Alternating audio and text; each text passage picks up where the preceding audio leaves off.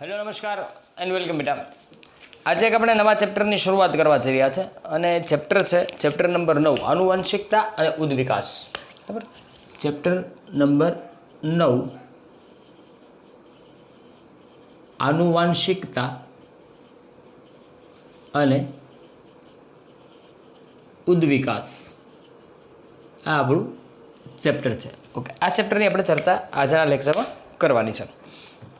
આજે આપણે સામાન્ય માહિતી મેળવશું, બરાબર, અને નેક્સ્ટ લેક્ચરથી આપણે એના જુદા જુદા મુદ્દાઓ છે એની ચર્ચાની શરૂઆત કરશું. આજે એકાદ બે મુદ્દાઓ થશે નાના નાના, બરાબર. શરૂઆતના જે પોઈન્ટ્સ છે પહેલાં પ્રકરણનો પરિચય મેળવીએ. પરિચય મેળવ્યા બાદ આપણે એક મુદ્દો છે પ્રજનન દરમિયાન ભિન્નતાઓનું સંચયન, એ મુદ્દો છે એની ચર્ચા આજના લેક્ચરમાં કરશું, બરાબર. હવે આનુવંશિકતા અને ઉદ્વિકાસ એટલે શું, સૌથી પહેલાં આપણે એની વાત કરવી જરૂરી છે. ઓકે, તો આનુવંશિકતા ઉદ્વિકાસની જો ચર્ચા કરીએ આપણે, બરાબર, તો અગાઉનું ચેપ્ટર જે ચેપ્ટર નંબર 8 આપણે ભણ્યા પ્રજનનવાળું, બરાબર, એની અંદર આપણે એવું શીખ્યા હતા કે પ્રજનન દ્વારા નવા સજીવો ઉત્પન્ન થાય છે અને આ જે સજીવો છે એ સજીવોને પિતૃઓને મળતા આવતા હોય છે. પરંતુ શું આ સજીવો સંપૂર્ણ એના પિતૃ જેવા હોય છે? ડીટો ટુ ડીટો એટલે કે એકદમ બિલકુલ એના પિતૃઓને મળતા આવે છે? તો ત્યારે આપણને વિચાર થાય કે ના, સજીવો સંપૂર્ણ એના પિતૃ જેવા નથી હોતા. હા, એક વસ્તુ છે, દાખલા તરીકે મનુષ્ય છે, તો મનુષ્યનું જે નવજાત શિશુ કે જન્મ લીધેલું જે બાળક છે એને તમે જુઓ તો એના જે બાહ્યાકાર રચના છે, એનો જે દેખાવ છે એ મનુષ્યનો દેખાવ બધાનો એક સરખો હોય, બરાબર. આમ આકૃતિ જે છે એ એક સરખી હોય છે, પરંતુ સર્વાંગ એકરૂપ સરખા હોતા નથી. એના પિતૃઓને સર્વથા મળતા આવતા નથી. તો એનામાં જે જુદાપણું છે એ જુદાપણું જે છે એને આપણે ભિન્નતા કહીએ છીએ, બરાબર. તો આપણે જ્યારે સાથે સાથે ત્યાં આગળ આપણે બે પ્રકારના પ્રજનનની ચર્ચા કરી હતી, એક લિંગી પ્રજનન, એક અલિંગી પ્રજનન. તો અલિંગી પ્રજનન જે છે એની અંદર મોટાભાગે સજીવો એના પિતૃ જેવા જ હોય છે. શા માટે એવું બને છે, બરાબર? લિંગી પ્રજનન કરતા સજીવોમાં શા માટે વધુ ભિન્નતાઓ જોવા મળે છે, એ બધી બાબતોની ચર્ચા આપણે આ ચેપ્ટરમાં કરવાની છે. તો આપણે આ ચેપ્ટરની અંદર ખરેખર શું ભણવાનું છે એની વાત કરીએ પહેલાં, પછી આપણે મુદ્દા ઉપર જઈએ. તો ચેપ્ટરની અંદર આપણે આનુવંશિકતા અને ભિન્નતા વિશે શીખશું. તો પહેલાં તો આપણને ખબર પડવી જોઈએ કે આનુવંશિકતા એટલે શું. તો સૌથી પહેલાં શબ્દોને સમજીએ, જો ધ્યાન રાખજો, બરાબર. આનુવંશિકતા એટલે પિતૃ સંતતિનું, આપણે એમ લખીએ કે સંતતિનું પિતૃ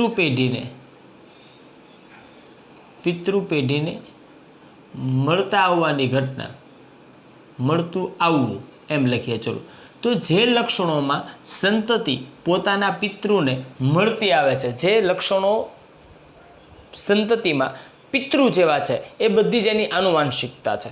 તો ભિન્નતા એટલે શું? જુઓ, અહીં આપણે બીજી વાત કરીએ, બીજો એક શબ્દ લઈએ અને એ છે ભિન્નતા. તો જે લક્ષણોમાં, આપણે એમ કહીશું કે જે લક્ષણોમાં સંતતિ પિતૃ કરતા જુદી પડે છે તે લક્ષણોને ભિન્નતા કહેવાય. આ બે શબ્દોને ખાસ યાદ રાખજો. આનુવંશિકતા એટલે શું? કે જે લક્ષણો સંતતિના પિતૃને મળતા આવે છે એ બધી એની આનુવંશિકતા છે. જ્યારે જે લક્ષણોમાં સંતતિ પિતૃઓ કરતાં જુદી પડે છે એને ભિન્નતા કહેવાય છે. તો આનુવંશિકતા અને ઉદ્વિકાસની અંદર આપણે શું શીખશું કે કેવી રીતે આ આનુવંશિકતા એટલે કે લક્ષણો પેઢી દર પેઢી કેવી રીતે ઉતરી આવે છે, એની પાછળના કારણો શું છે. નંબર 2, ભિન્નતા છે એ સંતતિમાં કેવી રીતે સર્જાય છે અને આ ભિન્નતાનું શું મહત્ત્વ છે, આનુવંશિકતાનું શું મહત્ત્વ છે, એની ચર્ચા કરવાની છે. તો એના માટે કેટલાક અભ્યાસોની આપણે વાત કરશું. એમાં સૌથી પહેલાં આનુવંશિક લક્ષણો વિશે આપણે વાત કરશું. અને આનુવંશિક લક્ષણોની અંદર સૌથી અગત્યની વાત જો હોય તો મેન્ડલના જે પ્રયોગો છે એ મેન્ડલના પ્રયોગો વિશે આપણે ચર્ચા કરશું. એટલે મેન્ડલે વટાણાના છોડ ઉપર પ્રયોગો કરેલા અને એ પ્રયોગોના આધારે એમણે આનુવંશિકતાના સરસ મજાના નિયમો તારવેલા છે. તો એ આનુવંશિકતાના નિયમોને ભણવાનો આપણે પ્રયત્ન કરશું. ખૂબ જ ટૂંકમાં સરસ રીતે આગળ આપેલા છે. ઓકે, બીજી વાત કરીએ તો લક્ષણો જે છે એ પોતાની રીતે કેવી રીતે અભિવ્યક્ત થાય છે એ બાબતની ચર્ચા કરશું. બરાબર, જે મેન્ડલના પ્રયોગ આધારિત છે. પછી આપણે એક અગત્યનો મુદ્દો શીખશું, એ છે લિંગ નિશ્ચયન. એટલે કે નવજાત શિશુ જે છે, જે માતાના ગર્ભની અંદર જે બાળકનો વિકાસ થઈ રહ્યો છે, એ નર ક્યારે હોય અને માદા ક્યારે હોય. બરાબર, એટલે એને કહેવાય લિંગ નિશ્ચયન. બરાબર, એ કોના દ્વારા નક્કી થાય છે, એ કેવી રીતે નક્કી થાય કે નવજાત શિશુ છે, જે ગર્ભસ્થ શિશુ છે, એ નર બનશે કે માદા, એનું લિંગ નિશ્ચયન કઈ રીતે થાય છે એ બાબતની ચર્ચા કરશું. પછી જે બીજો વિભાગ છે એ આનુવાંશિકતાનો વિભાગ ત્યાં આગળ પૂરો થશે. બરાબર, એ આનુવાંશિકતા ત્યાં પૂરી થશે. પછી આપણે વાત કરવી છે ઉદ્વિકાસની. તો ઉદ્વિકાસ છે એને કેટલાક ઉદાહરણો દ્વારા ત્યાં આગળ તમને સમજાવવાનો પ્રયત્ન કર્યો છે કે ઉદ્વિકાસ કઈ રીતે થાય છે. નવી જાતિઓ જે છે એનું સજીવો જે છે એ નવા પર્યાવરણમાં પોતાની જાતને કેવી રીતે અનુકૂલિત કરે છે. થોડુંક તમને નવા શબ્દો લાગશે આ બધા, પરંતુ આવા બધા વિષયો આપણે ભણવાના છે. બહુ મજાનો વિષય છે. પછી એની સિવાય આપણે ભણશું ઉપાર્જિત અને આનુવાંશિક લાક્ષણિકતાઓ.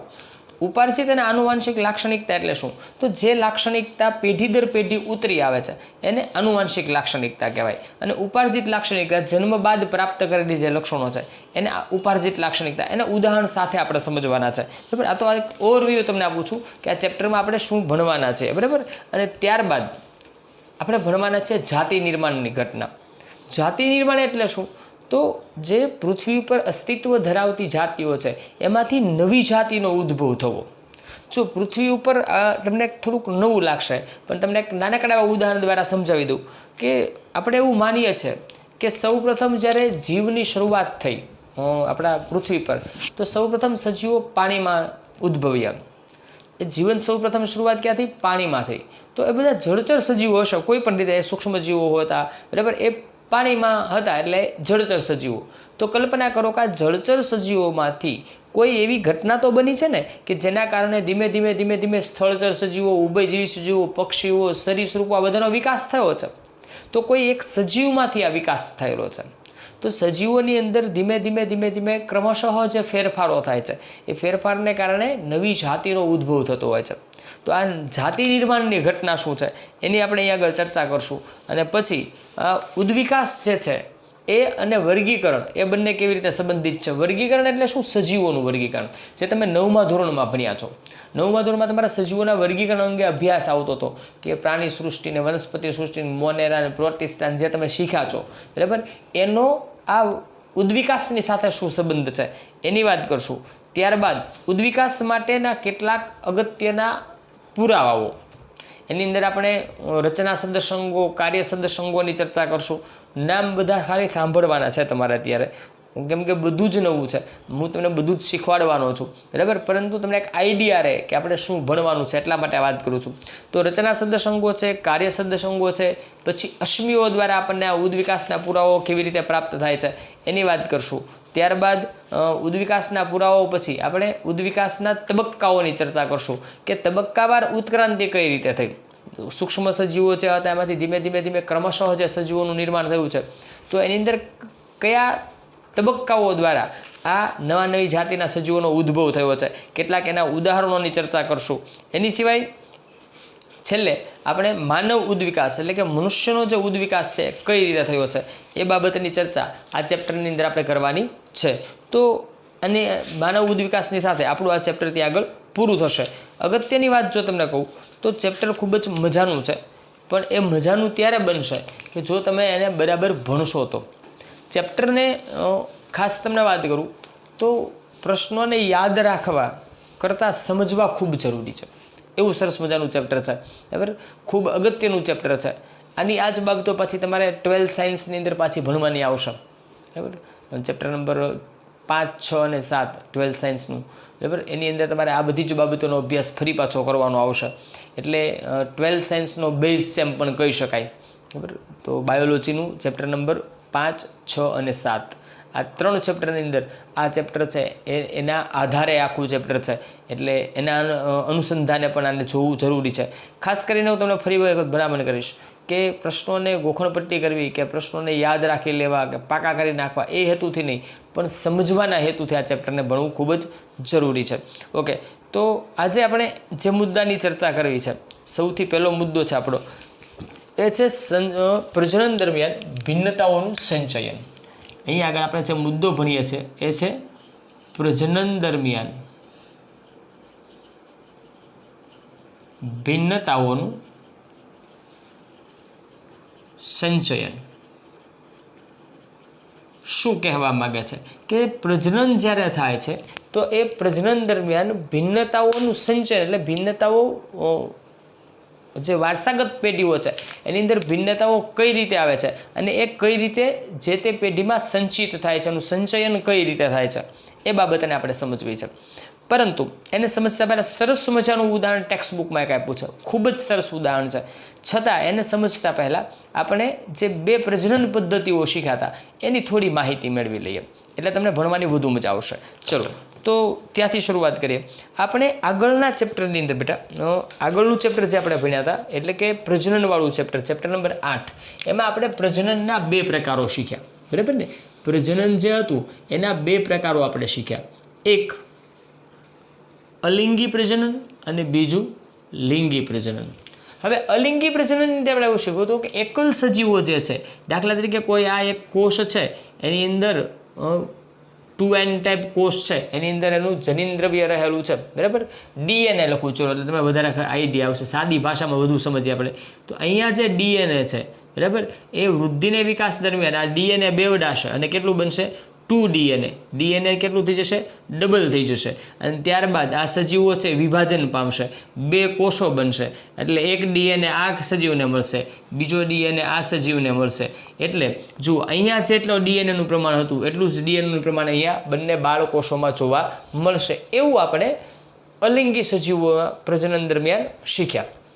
તો એનો અર્થ એમ થાય છે કે જુઓ અહીંયા જે DNA હતું એ જ DNA અહીંયા ડબલ થયું, બરાબર. અને પછી એ 2 ભાગમાં વહેંચાઈ ગયું, એટલે એક DNA આને મળે, અડધું DNA એટલે કે અડધું જનીન દ્રવ્ય આને મળે, એટલે આ બધા જ સજીવો જે બનશે એ બિલકુલ પોતાના પિતૃઓ જેવા બનશે. એટલા માટે આપણે એના માટે શબ્દ વાપર્યો તો યાદ હોય તો ક્લોન. એટલે અહીંયા આગળ ભિન્નતા આવતી નથી, ભિન્નતા આવતી નથી. અને આ કિસ્સાઓમાં જ્યારે ભિન્નતા આવે છે તો ખૂબ જ ઓછા પ્રમાણમાં આવે છે. એ ભિન્નતાનું પ્રમાણ કેવું હોય છે? ઓછું હોય છે. જ્યારે લિંગી પ્રજનન દરમિયાન આપણે એવું શીખ્યા હતા કે લિંગી પ્રજનનમાં 2 પ્રકારના સજીવો ભાગ લેતા હોય છે, એટલે કે એક નર છે અને એક માદા છે, બરાબર. હવે નર છે એ 2n ટાઈપ હોય છે, આપણે શીખ્યા હતા 2n ટાઈપ દ્વિકીય કોષો ધરાવે છે, બરાબર. એના સામાન્ય કોષો કહેવાય છે, દ્વિકીય હોય છે. હવે પ્રજનન કોષો છે એની અંદર એના જન્યુઓની સંખ્યા અડધી થઈ જાય, એટલે જ્યારે પ્રજનન કોષો બનશે તો એ કેવા હશે? n ટાઈપ હશે. એટલે આનું જનીન દ્રવ્ય અડધું થયું પ્રજનન કોષોમાં. હવે જ્યારે ફલનની ક્રિયા થાય, જ્યારે આ બંને કોષો જોડાય ત્યારે આમાંથી એક n આમાંથી, અને એવી રીતે 2n ટાઈપ યુગ્મનજનું નિર્માણ થાય, અને આ 2n ટાઈપ યુગ્મનજ છે આગળ જઈ અને સંતતિ તરીકે વિકસે છે, એવું આપણે શીખ્યા હતા, બરાબર. જુઓ અહીંયા શું ઘટના બની, તો અહીંયા આગળ આ જે સંતતિ છે એની પાસે જનીન દ્રવ્ય માદાનું પણ છે અને નરનું પણ છે. એટલે આ સંતતિ સંપૂર્ણપણે નર જેવી પણ નહીં હોય અને સંપૂર્ણપણે માદા જેવી પણ નહીં હોય, બરાબર. તો એની અંદર જુઓ બંને બાજુથી આનુવાંશિક માહિતી આવે છે, બંને બાજુથી જનીન દ્રવ્ય પ્રાપ્ત થાય છે. એટલે અહીંયા ભિન્નતા વધુ જોવા મળશે, ભિન્નતા વધુ જોવા મળશે. એટલે આ સજીવોમાં વધારે ભિન્નતા આવે છે. કયા સજીવોમાં? લિંગી પ્રજનન કરનારા સજીવોમાં, બરાબર. તો આ જો આપણો મુદ્દો જ એમ છે કે પ્રજનન દરમિયાન ભિન્નતાનું સંચયન કઈ રીતે થાય છે. ટેક્સ્ટ બુકમાં એક સરસ ઉદાહરણ આપ્યું છે, એ ઉદાહરણ દ્વારા જ આપણે પહેલાં સમજવાનો પ્રયત્ન કરશું, બરાબર. એની અંદર થોડાક કલર વાપર્યા છે, આપણે થોડાક એને ચોક્કસ રીતે ડિનોટ કરતા જઈએ અને સમજવાનો પ્રયત્ન કરશું, બરાબર. તો એનાથી શું આ ભિન્નતાનો શું અર્થ છે, એ શા માટે જરૂરી છે એની આપણે ચર્ચા કરશું, અને એ ચર્ચાની સાથે આપણા લેક્ચરને આજે પૂરો કરશું. તો ટેક્સ્ટબુકનું જે ઉદાહરણ છે એની અંદર તમને એમ કીધું છે કે કોઈ એક એકલ સજીવ છે એમ વિચારીએ આપણે. માની લો કે આ એક સજીવ, આકૃતિ આપણે એવી જ લઈશું કે આ એક સજીવ છે, બરાબર. આ સજીવ છે એને આવી રીતે તમારી ટેક્સ્ટબુકમાં દર્શાવેલું છે. આમ આપણે દર્શાવીએ, એમાં જેમ દર્શાવવું છે એમ જ, તો થોડી અલગ રીતે હું દર્શાવવાનો પ્રયત્ન કરીશ જેથી કરીને સ્પષ્ટ સમજાય, બરાબર. આ એક સજીવ છે, બરાબર. આ સજીવ જે છે એ પ્રજનન દ્વારા 2 સંતતિ ઉત્પન્ન કરે છે. પ્રજનન દ્વારા 2 સંતતિ ઉત્પન્ન કરે છે. તો આ જે પ્રજનન દ્વારા 2 સંતતિ બને છે એ બંને સંતતિમાં બાહ્યાકાર રચના સેમ રહેશે, પરંતુ એના કેટલાક લક્ષણોમાં પરિવર્તન આવે છે. શું પરિવર્તન આવ્યું? તો જુઓ, અહીંયા આગળ આવું કંઈક પરિવર્તન આવે છે. આ જે ભાગ બ્લુ હતો એના બદલે એ કંઈક આવો અલગ પ્રકારનો જોવા મળ્યો. બાકી બધું સેમ, બાકી કોઈ જાતનો ફેરફાર નથી. એટલે કે અહીંયા આમ જ જો આ બધી જ રચનાઓ એવી, આપણે રચનાઓને સમજીએ છો ખાલી અત્યારે, એના આધારે આપણે સમજીએ છીએ ભિન્નતા કેવી રીતે આવે છે, બરાબર. બાકી બધું સેમ ટુ સેમ. ઓકે, ચલો રેડી. ઓકે, નેક્સ્ટ બીજું જે સંતતિ છે એની અંદર શું જોવા મળ્યું? તો એની અંદર મોટા ભાગના લક્ષણો સમાન છે, એ પણ એક લક્ષણની અંદર ભિન્નતા ધરાવે છે. એ કયું લક્ષણ છે એને આપણે સમજવાનો પ્રયત્ન કરીએ. ઓકે, અહીંયા આમ છે, ઓકે. અને એક લક્ષણ છે અહીંયા આગળ છે, નીચે જે આપણને દેખાય છે આ ભાગ, એની અંદર આવો કંઈક ફેરફાર થયો. તો જુઓ, બંને સંતતિની અંદર થોડો ફેરફાર જોવા મળ્યો. હવે માની લો કે આ એક સજીવ છે, એમાંથી 2, આ બેક્ટેરિયા છે એમ સમજો, બેક્ટેરિયામાંથી 2 બેક્ટેરિયાનું નિર્માણ થયું છે. હવે આ બેક્ટેરિયા જ્યારે પ્રજનન કરશે તો એમાંથી ફરી પાછા 2 બેક્ટેરિયા બનશે. આમાંથી પણ 2 બેક્ટેરિયાનું નિર્માણ થશે અને આમાંથી પણ 2 બેક્ટેરિયાનું નિર્માણ થશે. હવે એની અંદર શું ફેરફારો છે?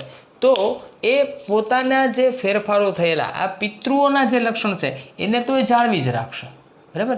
એને જાળવી રાખશે. એ ઉપરાંત તેમાં કેવા ફેરફારો થાય છે? તો એ ફેરફારો શું જોવા મળ્યા? જો અહીંયા આગળ આ એક સજીવ આવું બને છે. જો આપણે ખાલી પહેલાં આકૃતિ દ્વારા એને સમજવાનો પ્રયત્ન કરી રહ્યા છે. ટેક્સ્ટબુકની જે આકૃતિ છે એ જ બનાવીએ છીએ, એમાં બહુ ઝાઝો ફેરફાર કરતા નથી.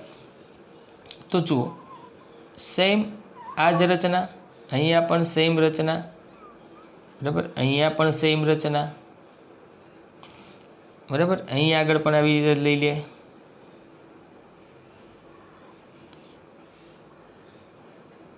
આ સેમ રચના છે, બરાબર. આ બધી જ રચનાઓ સરખી જોવા મળે છે.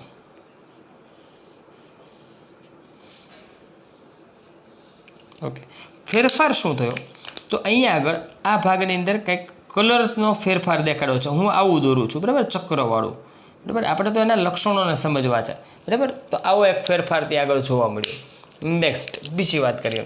અહીંયા જે સજીવો નિર્માણ પામે છે એ સજીવોની અંદર બાકીના લક્ષણો સેમ જોવા મળશે, બરાબર. બાકીના લક્ષણો સેમ જોવા મળશે અને એ સજીવોની અંદર કેટલોક ફેરફાર થાય છે એ આપણે જોઈશું.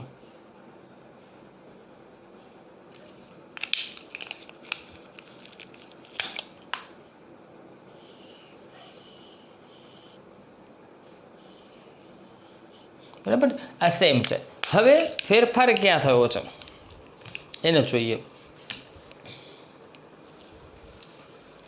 તો અહીંયા આગળ એક ફેરફાર જોવા મળે છે. જો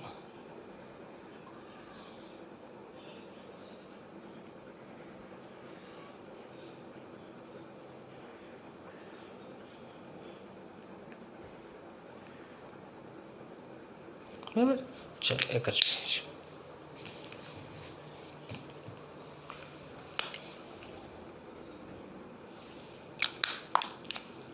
હવે આપણે આના થ્રુ ભિન્નતાને સમજવાનો પ્રયત્ન કરીશું. પ્રજનન દરમિયાન જુઓ શું ઘટના બની છે. તો ભિન્નતાઓ પેઢી દર પેઢી આવતી હોય છે. શું સમજાવે છે અહીંયા? બરાબર આકૃતિને સમજો, એના આધારે આખો આપણો હાર્દ છે સમજવાનું.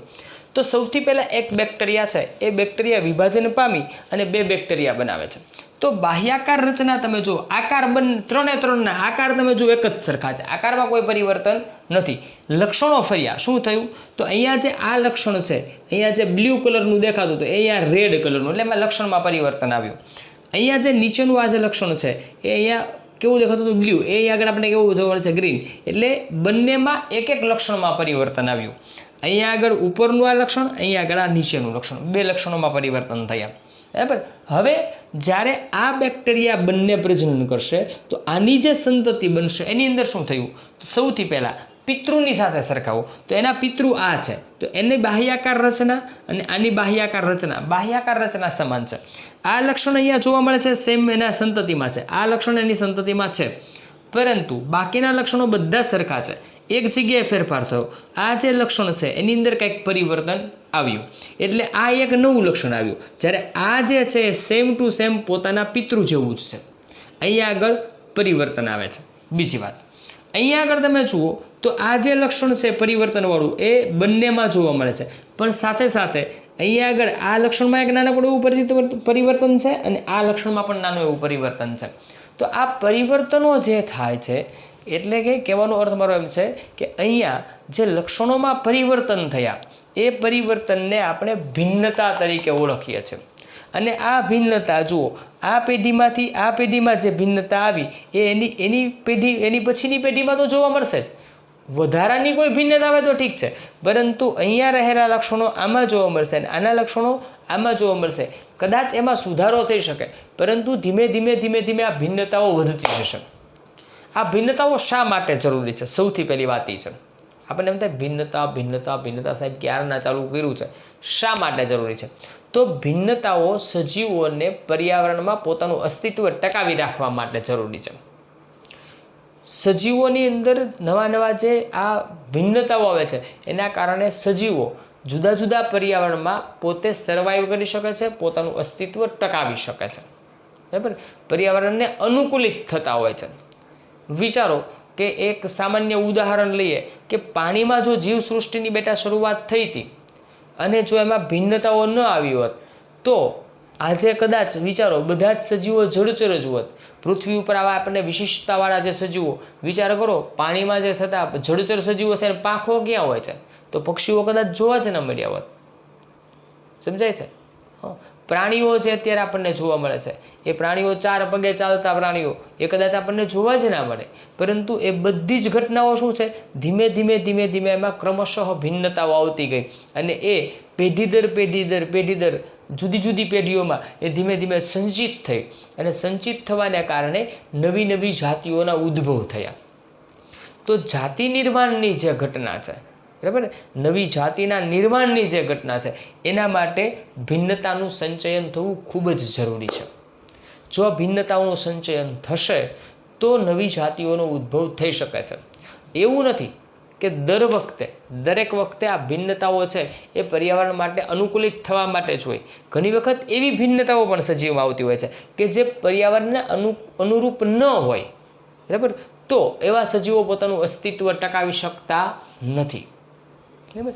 એવી ભિન્નતાઓ પણ હોય છે તો એ સજીવો પોતાનું અસ્તિત્વ ટકાવી નહીં શકે. જે ભિન્નતાઓ પર્યાવરણની સાથે અનુકૂલિત થઈ શકે એવી હોય એ ભિન્નતાઓ પેઢી દર પેઢી સંચિત થતી હોય છે અને નવા સજીવોમાં નવા લક્ષણ તરીકે એ જોવા મળતી હોય છે. તો આ વાત શેની થઈ? આપણી ભિન્નતાઓના સંચયનની. આ ઉદાહરણ દ્વારા જ તમારી ટેક્સ્ટબુકની અંદર સમજાવેલું છે અને વચ્ચે તમને આ બાબત સમજાવી છે કે ડીએનએનું સ્વયંજનન જ્યારે થાય છે. બરાબર. સ્વયંજનન એટલે શું? ડીએનએ પોતાની જાતે બેવડાય છે. બરાબર. તો સ્વયંજનનની ઘટના અહીંયા જોવા મળે છે. અહીંયા આગળ જે ઘટના છે એને આપણે અર્ધીકરણની પ્રક્રિયા શીખ્યા. ઓલરેડી આપણે બંને વસ્તુઓ ચેપ્ટર નંબર 8માં શીખેલા છે, એટલે તમને એનો આઈડિયા હશે.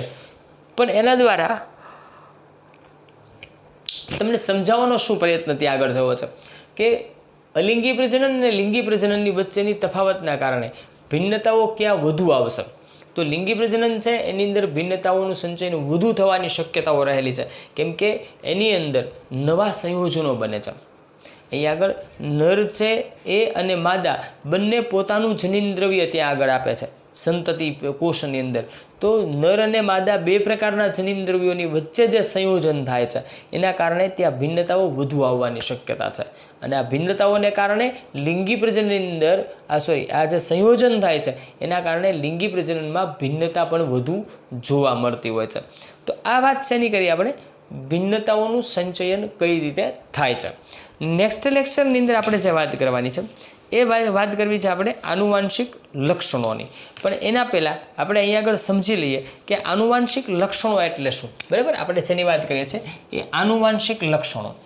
એટલે નેક્સ્ટ લેક્ચરમાં તમે આવો ત્યારે મારે તમને સીધા મેન્ડલના પ્રયોગો જ શીખવાડવાના આવશે. આનુવાંશિક લક્ષણો જો બેટા આપણે બાજુમાં હમણાં જ સમજ્યા. આનુવાંશિકતા એટલે સંતતિનું પિતૃ પેઢીને મળતું આવવું. તો આનુવાંશિક લક્ષણો એટલે શું? તો પ્રજનન ક્રિયા જે છે એનું સૌથી મહત્ત્વનું લક્ષણ જે છે કે જે નવી સંતતિ બને છે, એ સંતતિ જે નવી સજીવો બને છે એની ડિઝાઇન, એની જે રચના છે એ ડિઝાઇન કે એનું બંધારણ યોગ્ય હોય તે. બરાબર, તમે જુઓ એક સામાન્ય રીતે જોશો તો આપણે દરેક સજીવોની વાત કરીએ, તમને સીધો આઈડિયા આપું તો એક વનસ્પતિ લઈએ, દાખલા તરીકે લીમડો છે. બરાબર, એ વનસ્પતિ સજીવ છે.